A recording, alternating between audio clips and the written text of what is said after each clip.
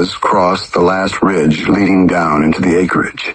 The land stretched in a vast, silent sprawl, fields flattened by wind, rows of fences leaning under the strain of seasons, the faint shimmer of distant irrigation ponds glinting like scraps of glass left behind by the sky.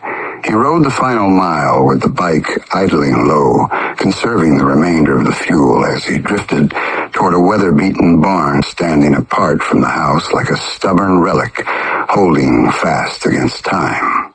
The boards were sunken and warped, edges curled from years of storms, the roof patched with mismatched tin hammered unevenly along the rafters. A thin sliver of light pulsed through the gaps between planks, suggesting lanterns or feed lamps burning inside. The structure breathed with the slow rhythm of sleeping livestock. He cut the engine halfway down the lane and let the bike coast the rest of the distance, keeping the noise minimal. The gravel shifted in uneven rolls beneath the tires, whispering through the open dark as the machine settled behind a rusted thresher leaning under its own weight.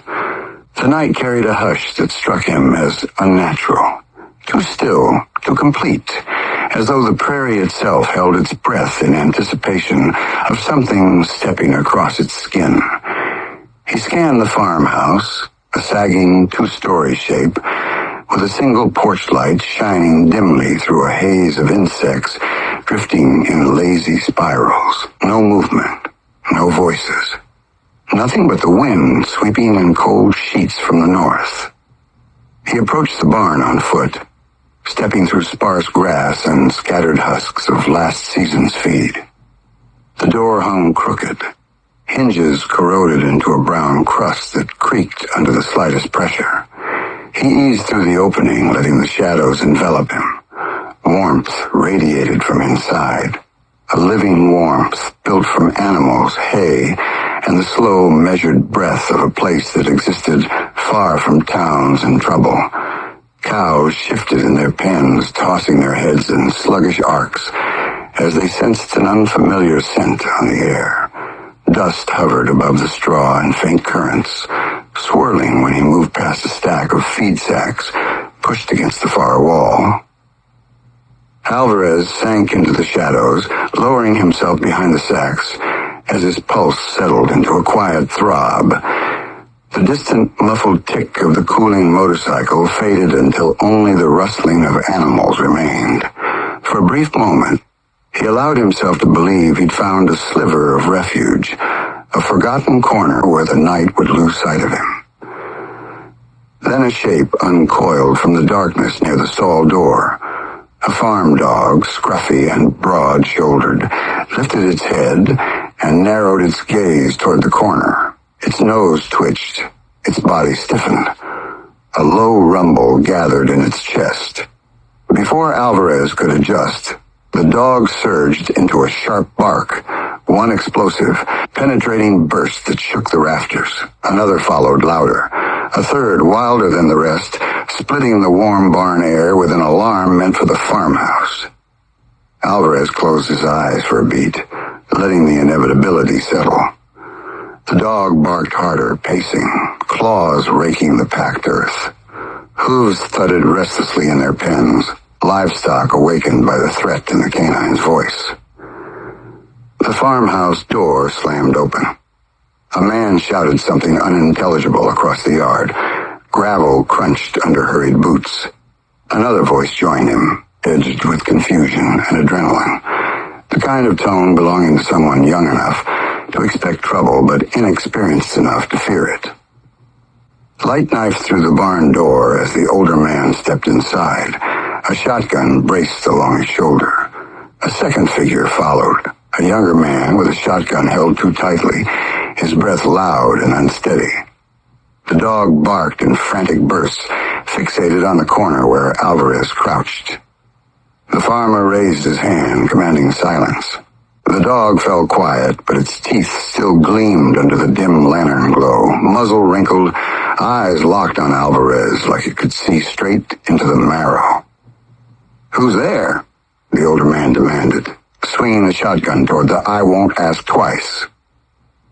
Alvarez eased upward slowly, palms open, posture stripped of threat. The dog snarled but didn't lunge. The older man tightened his grip, eyes narrowing as Alvarez stepped into the faint cone of lantern light. "Just looking for a place to get out of the night," Alvarez said evenly. "That's not how folks do things here," the farmer muttered. He motioned with the barrel. "Walk out slow. You try anything foolish, my boy here pulls that trigger before you take another breath." The dog growled again, pacing beside the farmer as Alvarez approached the doorway with measured steps. The younger man kept his shotgun aimed squarely at Alvarez's sternum, jaw working in sharp movements, as though he were grinding down fear into something resembling authority. "You're leaving this property," the farmer said. "Right now. You keep walking until this place fades behind you." Alvarez nodded, stepped past the threshold, and kept moving through the yard.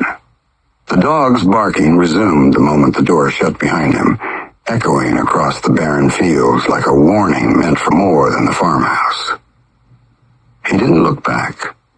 Rain had settled into the ditch hours earlier, leaving behind a stagnant pool reflecting the storm clouds drifting overhead. The night pressed thick against the highway, swallowing the distant glow of passing semis and leaving the world reduced to darkness, and the faint, rhythmic hiss of wind scraping across a wet brush. The hitman slowed his unmarked sedan near the turnout, tire treads crackling across gravel made slick by the lingering moisture. He stepped out with the ease of someone unburdened by urgency, his movements efficient and soundless, despite the uneven terrain. His flashlight cut a thin blade of white through the ditch as he descended the embankment. Mud clung to his boots in heavy clots. Rainwater soaked the cuffs of his coat, darkening the fabric into a deeper shade of black.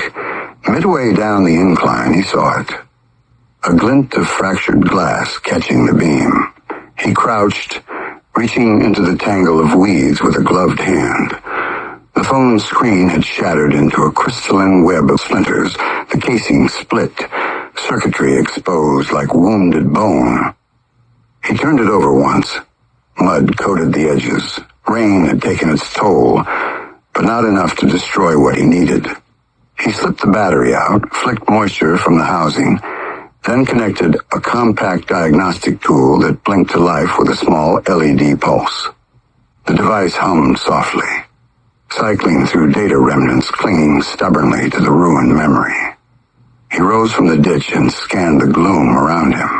The asphalt stretched into a long, lonely ribbon, tire tracks faint but visible where Alvarez had veered off earlier. The hitman knelt to inspect the damp gravel. A single boot print pressed near the guardrail. A second further along, Alvarez had fled on foot. Not far, judging from the gait, the direction, the depth. It wouldn't be long before he would find Alvarez. 7. Andrew Rose sensed trouble in the water before the rod bent in his hands. Dawn had barely settled over the inlet, leaving the shoreline wrapped in a gray hush. The kind that swallowed sound and made the world feel older than it was. He liked mornings like this, cool enough to wake his bones, quiet enough to hear the small things. But the air carried a heaviness that didn't belong. The tide rolled in slow, brushing the rocks with a tired rhythm, and nothing stirred except the faint drift of fog clinging to the coves. Then the line jerked. A sharp, dragging pull that didn't match the usual trout that lingered this close at sunrise. The reel complained as tension tightened against it, the rod bowing steadily, pulled toward darker water. "Ah, now was this foolishness," he muttered. The Newfoundlander lilt thick in his throat. Another hard tug nearly wrenched the rod from his grip. "Right there. Hold on, B. You're dragging like something with no business being alive." He dug his boots into the sand, shoulders leaning back as he tested the weight. Whatever clung to the hook didn't move with any kind of fight. No darting, no desperate plunge, nothing trying to free itself. Just a dead pull, stubborn and sluggish, as though he were reeling in something that didn't care it was caught. His mouth twisted. Don't tell me I snagged some damn trap or one of them busted crates, he grumbled. If I lose this rig, I'm going home right now, swear to God. He reeled slower, coaxing the line in, inch by inch. The water near his shins darkened, the shape beneath the surface swelling upward with a strange, heavy drift. Andrew stepped in deeper despite the cold biting up his legs. He hissed under his breath. Cold enough to freeze your arse right off, it is. He lifted the rod high with one hand and reached down with the other, brushing aside the ripples to see what the tide was pushing toward him. A scrap of gray fabric rose first, then the outline beneath it. Something rounded, pale shifting under the currents. Andrew blinked, leaned in, then stopped moving entirely. The hook had snagged the collar of a shirt, pulling whatever wore it close enough that the water seemed to hesitate around it. The body surfaced with a slow, eerie roll. A forehead broke through. Dark hair spread like weeds, fanning under the ripples. The face drifted up last, slack and quiet, eyes half open as though time had stalled inside them. Andrew staggered a step back, breath shoving into his throat all at once. Oh, Lord, Dundon. Jesus, by what's that? No. The words came out thick, heavy with his dialect, trembling at the edges. The tide pushed the body closer until it tapped gently against his leg, turning just enough for him to see the bluish tinge around the lips, the stillness beneath the skin. His stomach flipped. He yanked the rod backward, the hook slipping free with a faint pop. The tide reclaimed the body slowly, rolling it away like an uninvited guest being shown the door. Andrew collapsed onto the sand, knees hitting hard. Lord help me, he whispered, fingers trembling as he drew a shaky cross over his chest. Someone's been dumped out here.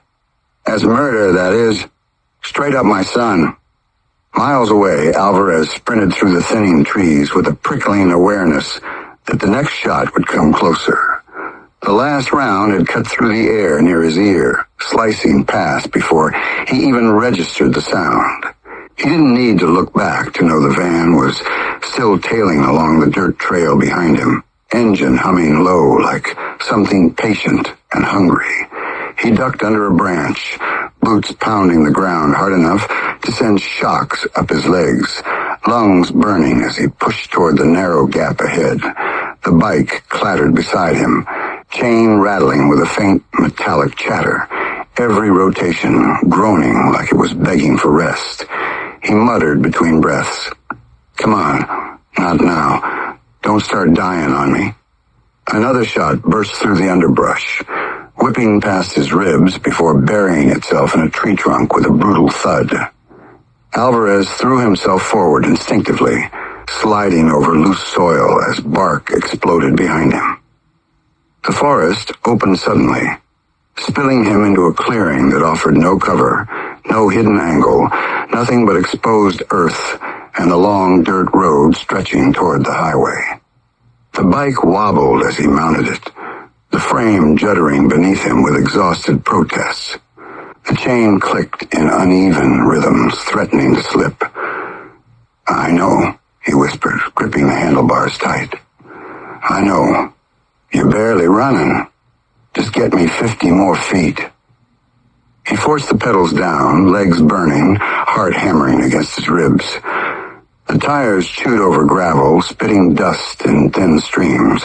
Behind him, the van crept onto the road with smooth inevitability, headlights dim in the morning haze, the silhouette of the driver still and deliberate behind the glass. Alvarez didn't need the mirror to know who sat behind that wheel. He could feel the man's presence, cold and methodical, waiting for the moment his target slipped. The chain skipped once, snapped back, and the whole frame lurched under him. He swore under his breath and pushed harder, muscles screaming as he coaxed the failing machine forward. The road dipped ahead, the incline small but enough to grind down the bike's last reserves. Gravel spit under the tires, skidding in a thin spray. Another shot tore through the fog, close enough that he felt the heat of its path. Alvarez veered sharply, nearly losing balance, hands tightening until the metal groaned. "Just hold together," he whispered. "We're almost there." Behind him, the van picked up speed. It didn't roar. It didn't lunge. It advanced with the smooth confidence of a hunter who had already measured his distance, already counted the remaining seconds of the chase, already made peace with the fact that the man he followed had nowhere left to run. Detective Hollis stood at the edge of the inlet with his hands buried in the pockets of his coat, eyes fixed on the slow roll of waves pushing against the rocks. The forensics team worked in a quiet rhythm behind him, moving with deliberate care as they lifted the recovered body from the water. The tide had carried it only a short distance before a patrol boat intercepted, pulling the remains onto the deck with a grim efficiency that needed no discussion. The shirt collar still showed the small tear where the hook had caught it, a ragged little wound that told the entire story at a glance. Nature didn't do that. A fish didn't do that. Someone had tried to hide a body and hadn't bothered to weigh it down. Hollis watched the technicians zip the bag shut, the echo of the zipper cutting through the morning stillness. Another one. Another mess shoved into his hands before he'd even finished the last report. He turned as Constable Rourke approached, notebook tucked under one arm, the other hand guiding the shaken Andrew Rose forward with gentle pressure. The fisherman looked like a man still fighting to believe what he'd seen. His boots were soaked up to mid-calf, sand plastered to his trousers, eyes darting everywhere except the body being wheeled toward the van. Hollis gave him a small nod, more acknowledgement than comfort. "Mr. Rose," he said quietly, "let's step away from the scene." Andrew swallowed hard and followed him toward a gravel patch near the truck, where the sound of waves felt distant enough. Hollis studied him for a moment before speaking. The man's hands trembled slightly when he tried to fold them together. "I know it's been a morning," the detective said. "Just tell me what you saw." Andrew let out a breath that wavered at the edges. "I was out fishing, same as always. Sun wasn't barely up yet. Rod gave a pull like nothing I ever felt." His voice, thick with that unmistakable Newfoundland cadence, caught the attention of two officers nearby. "Thought I hooked a trap or some damn crate floating loose." Then the shirt came up. Gray thing, soaked through. Hook caught it right clean. He rubbed the back of his neck, eyes focusing somewhere far from the shoreline. And then the rest came with it big, face and all. Scared the sin right out of me, it did. Nearly dropped me, rod and all. Hollis nodded, pen tapping lightly against his notepad. "You didn't touch anything besides the hook?" "No, sir. As soon as I saw the eyes, I stepped back fast as I could. Didn't want nothing to do with it. Tide took it right back out." "Good. That helps us preserve what's left." Hollis closed the notebook gently. "One more question for now. You notice anyone else out here? Vehicles, boats, anything that felt out of place?" Andrew blinked, thinking. "Didn't see a soul. Too early for most folks. Just me, the gulls, and the shock of me life." Hollis almost allowed himself a small exhale. The man wasn't lying. You could hear truth in that accent. Every word dragged straight from the gut, without polish or pretense. "We'll get you warmed up inside the cruiser," he said quietly. "After that, we may have a few more questions for you at the station." Andrew nodded, weary and pale, letting Rourke guide him toward the waiting vehicle. As soon as the door closed behind the fisherman, Hollis's expression shifted. The softness dropped, replaced by the calculating stillness he wore when pieces started fitting together in ways he didn't like. The body on the table had markings he recognized, patterns he'd seen in two other cases that still haunted the back wall of his office. A bruise along the jawline, faint but precise. A thin abrasion at the corner of the mouth, and a deeper ligature mark across the throat, the shape too sharp to be accidental. Signs of method, not rage. Someone disciplined. someone who'd done this before. Detective Vargas, who approached with a clipboard tucked against her chest. "Preliminary look matches the others," she said before he even asked. "Same placement of injuries, same transport signs, no defensive wounds." Hollis stared at the waves again, jaw tightening. "That means this one ties into Carlos Alvarez Sr.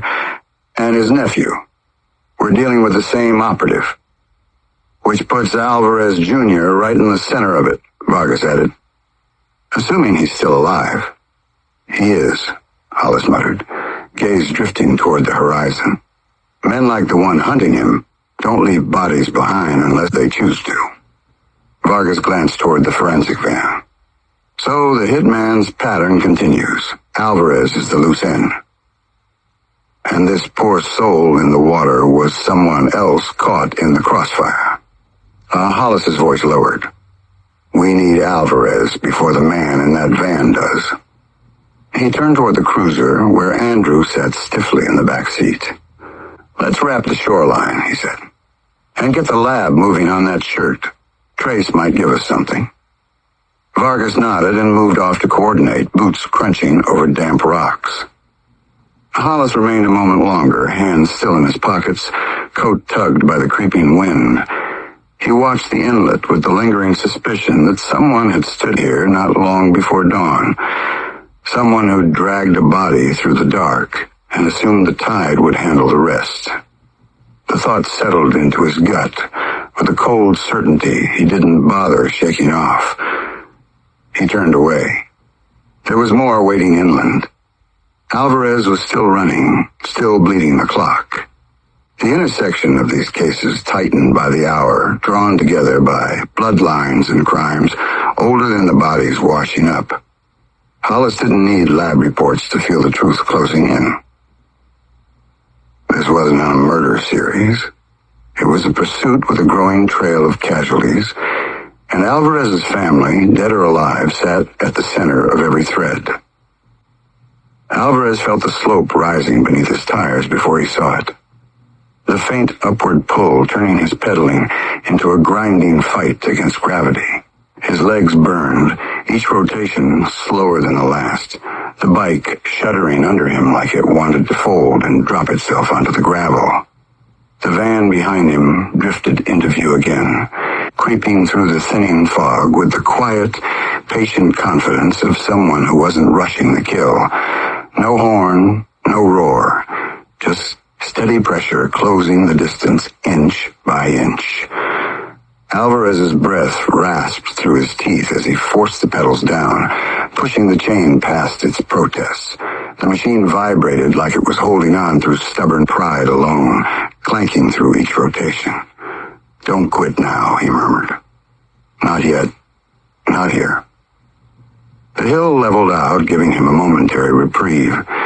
He coasted long enough to glance back without losing balance.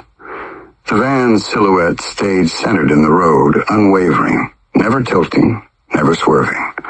The hitman drove like a man reading a map only he understood. Alvarez turned forward again and reached for the last stretch of asphalt ahead.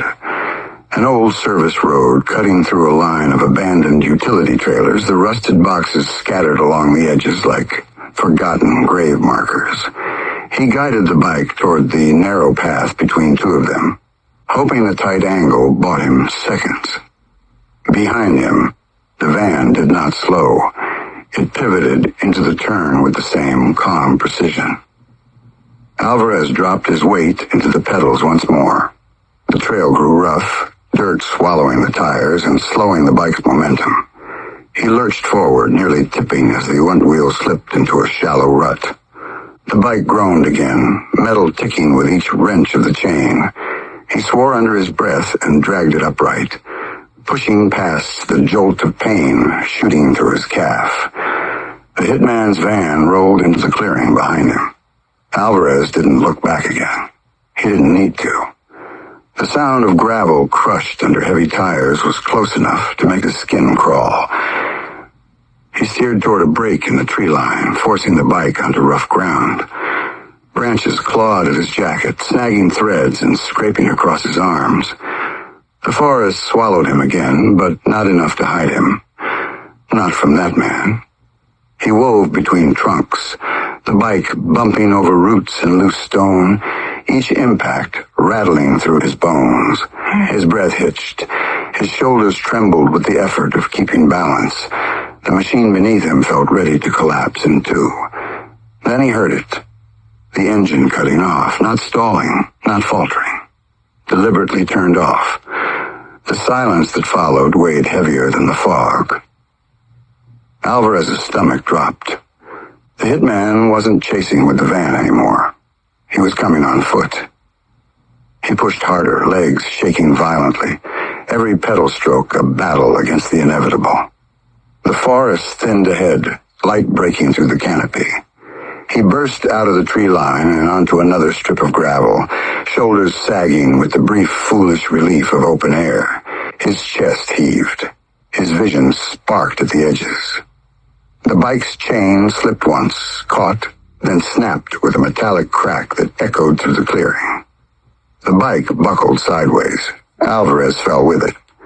The bike hit the guardrail before Alvarez had time to understand the mistake. The front wheels skidded through loose gravel, jolting sideways with a violent tug that ripped the handlebars from his grip. The frame slammed into the metal barrier with a hollow clang that vibrated up his arms. His weight pitched forward, momentum wrenching him off the seat and over the rail in one brutal sweep.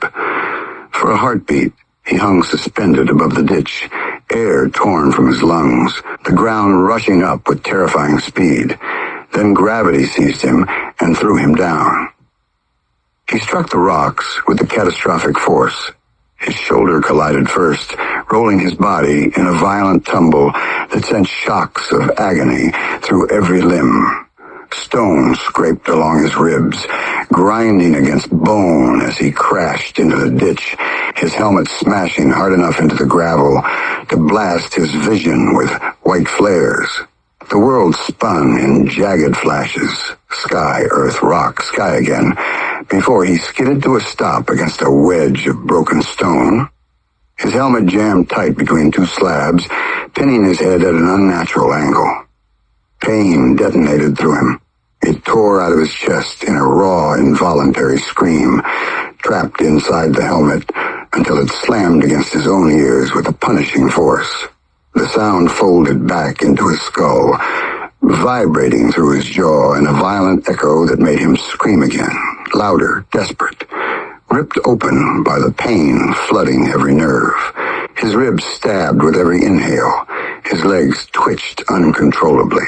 His hands clawed at the gravel, fingertips scraping the ground without gaining a single inch. The air inside the helmet thickened with heat and the taste of copper, fogging the visor as his breath turned frantic. He tried to silence the scream, but another wave of agony surged through him, ripping another howl out of his throat.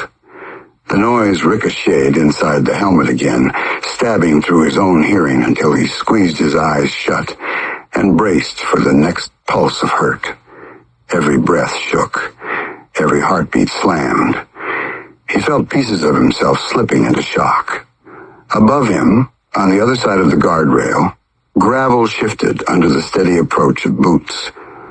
The steps were slow, deliberate, almost gentle in their control.